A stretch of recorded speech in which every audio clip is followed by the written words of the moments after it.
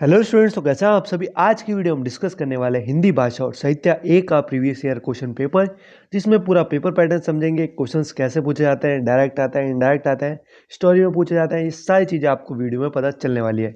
तो चलिए वीडियो को आगे बढ़ाते हैं। उससे पहले अगर अभी तक चैनल से नहीं जुड़े हैं तो प्लीज़ सब्सक्राइब करते और वीडियो को लाइक करते जुड़ जाएगा। डिस्क्रिप्शन में आपको टेलीग्राम और व्हाट्सअप का लिंक मिलेगा, उसे भी जाकर ज्वाइन कर लीजिएगा। चलिए आगे बढ़ते हैं हमारे हिंदी भाषा के क्वेश्चन पेपर की तरफ।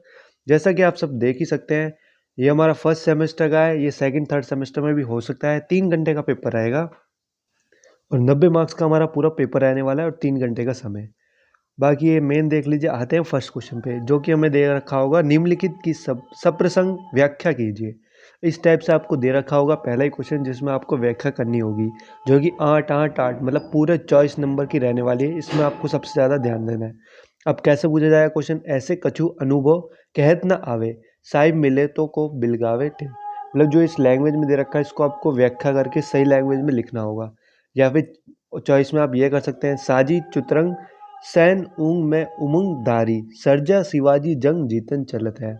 अब जो स्टूडेंट्स इन कविताओं को पढ़ रखे होंगे उन्हें ये सब चीज़ें समझ में आएगी, वरना इसको कन्वर्ट करना दूसरी भाषा में, हिंदी में, तो वो दिक्कत आ सकती है आपको। अब आते हैं ख पे, जो दे रखा है, कैसे पागलपन है मेरी बेटी को ही कहता हूँ बेटा, कड़वे मीठे स्वाद विश्व के स्वागत कर सहता हूँ बेटा।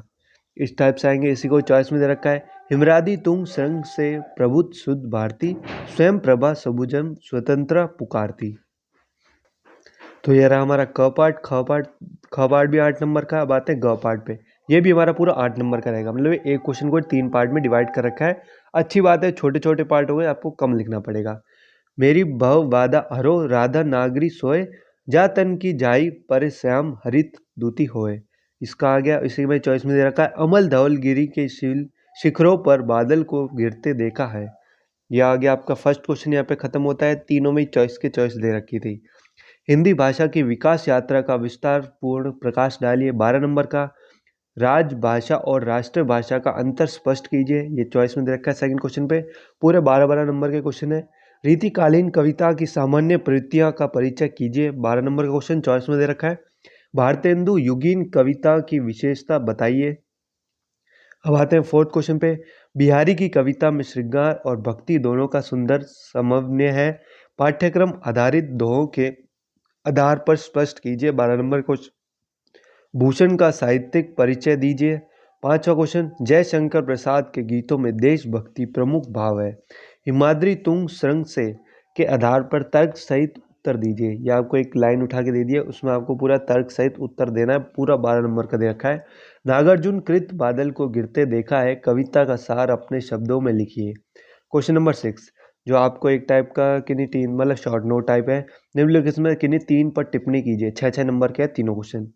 संपर्क भाषा के रूप में हिंदी, भक्ति काल, छायावाद और प्रयोगवाद और समकालीन कविता। तो यहाँ पे आपका पूरा पेपर खत्म होता है। तो आप इन सभी क्वेश्चंस की प्रैक्टिस कर सकते हैं। आपको पेपर पैटर्न समझ में आ ही गया होगा। बाकी 90 मार्क्स का पेपर, 3 घंटे की टाइमिंग मिलने वाली है। चलिए वीडियो को ही खत्म करते हैं।